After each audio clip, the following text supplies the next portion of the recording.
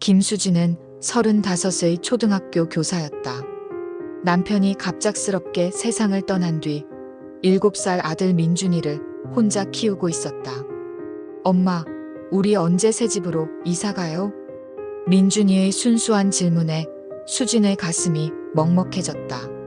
좁은 투룸에서 아이와 함께 지내는 것도 벅찼지만 무엇보다 전세금이 걱정이었다. 교사 월급으로는 도시에서 괜찮은 집을 구하기 어려웠다. 결국 수진은 시골로 눈을 돌렸다. 마을 부동산에서 소개받은 집은 놀랍도록 저렴했다. 이 집이 왜 이렇게 싸죠? 부동산 중개인이 잠깐 말을 멈췄다. 시선이 어디론가 흘러갔다. 아, 그냥. 오래 비어 있어서 그래요. 습기가 좀 있을 거예요. 애매한 대답이었지만 수지는 더 묻지 않았다. 묻고 싶지도 않았다. 당장 이사할 곳이 필요했다. 첫날 밤이었다. 집안은 이상하게 서늘했다. 한여름인데도 소름이 돋았다. 창문이 덜컹거렸다. 바람이 틈새로 스며들어와 등골을 서늘하게 만들었다. 엄마. 민준이가 수진의 팔을 붙잡았다. 작은 손이 차갑게 떨리고 있었다. 왜 그래? 창문에 검은 손이 긁고 있어요. 수진은 창문 쪽을 바라봤다.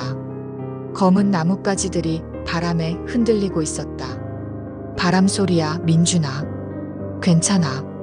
하지만 아이의 떨리는 눈빛이 머릿속에서 지워지지 않았다. 며칠이 지났다. 이상한 일들이 하나둘 생기기 시작했다. 분명 거실 탁자 위에 둔 책이 아침이면 바닥에 떨어져 있었다. 문도 그랬다. 밤에 잠글 때는 분명히 확인했는데 아침이면 활짝 열려 있었다. 수지는 민준이 앞에서 태어난 척했다. 엄마가 깜빡했나 보다. 하지만 속으로는 불안이 자꾸만 커져갔다. 학교에서 동료 교사 박 선생이 은근히 물었다. 수진 선생님, 혹시 그 마을 어느 집에 들어가신 거예요? 왜요? 아니, 그냥요. 거기 전에 안 좋은 일이 있었다고 들어서요. 수지는 더 묻지 않았다. 알고 싶지 않았다. 그날 밤부터 악몽이 시작됐다. 꿈속에서 검은 손이 목을 조였다. 숨이 막혀 깨어나면 거울 속 자신의 목에 멍자국이 선명했다. 꿈이라고 믿을 수 없었다. 만져보면 실제로 아팠다. 엄마, 어제 아빠가 와서 놀아줬어요. 어느 날 아침 민준이가 해맑게 말했다. 수진의 가슴이 철렁 내려앉았다. 남편은 이미 이 세상 사람이 아닌데. 민준아, 그런 말 함부로 하면 안 돼. 목소리가 떨렸다. 하지만 민준이 얼굴은 진지하기만 했다. 며칠 뒤 오빠가 집에 들렀다. 대문을 열고 들어서자마자 오빠의 얼굴이 굳어졌다. 언니, 여기 숨이 막히는데. 이 집 뭔가 이상해. 그냥 오래 비어 있어서 그래. 하지만 오빠는 고개를 저었다. 그날 밤을 함께 보내려 했지만 새벽 3시쯤 오빠는 버티지 못하고 떠나버렸다. 미안해, 언니. 나 여기 있을 수가 없겠어. 오빠의 창백한 얼굴이 불길한 예감을 남겼다. 어느 날 밤이었다. 수지는 민준이를 옆에 눕히고 잠들었다. 그런데 눈을 떴을 때 옆에 있는 건 민준이가 아니었다. 낯선 남자가 침대에 앉아 있었다. 소름이 온몸을 휘감았다. 눈을 비비고 다시 봤다. 이번에는 남편의 얼굴이었다. 하지만 그 표정이 살아있을 때와 달랐다. 차가우면서도 원망스러운 눈빛이었다. 심장이 터질 듯 뛰었다. 숨을 쉴 수가 없었다. 엄마, 어제 아빠가 책 읽어줬어요. 다음 날 아침 민준이의 말이 가슴을 베었다.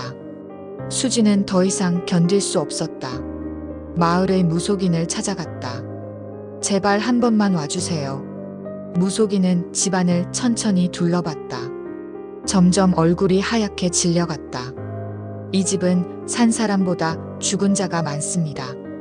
목소리가 떨렸다. 특히 아이가 위험해요. 저는 손을 못 대겠습니다. 그렇게 말하더니 황급히 떠나버렸다. 그때 옆집 할아버지가 지나가면서 중얼거렸다.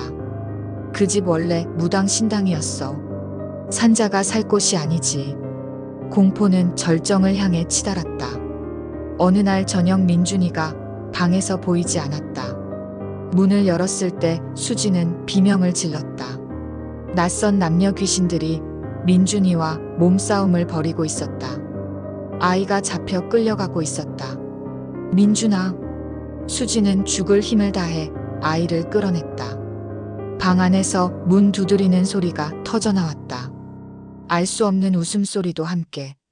전등이 꺼졌다. 문틈 사이로 차가운 바람이 스쳤다. 그 방은 다시는 열 수 없었다.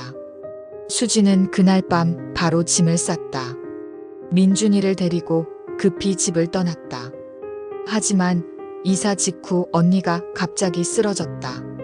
병원에 갔지만 원인을 알 수 없는 병이었다. 며칠 못 가 언니는 숨을 거뒀다. 그 집 때문이야. 가족들이 모두 같은 말을 했다. 수지는 부정하려 했지만 마음 깊은 곳에서는 인정할 수밖에 없었다. 10년이 흘렀다. 민준이는 어느새 17이 되었다. 어느 날 차를 타고 그 마을 근처를 지나게 됐다. 엄마. 민준이가 창밖을 보며 말했다. 그 집 창문에 아직도 검은 손이 보여요. 순간 수지는 운전대를 잡은 손이 얼어붙는 듯했다. 목을 죄던 그날 밤의 감각이 되살아났다. 아무 말도 할 수 없었다. 그저 차를 더 빨리 몰았다.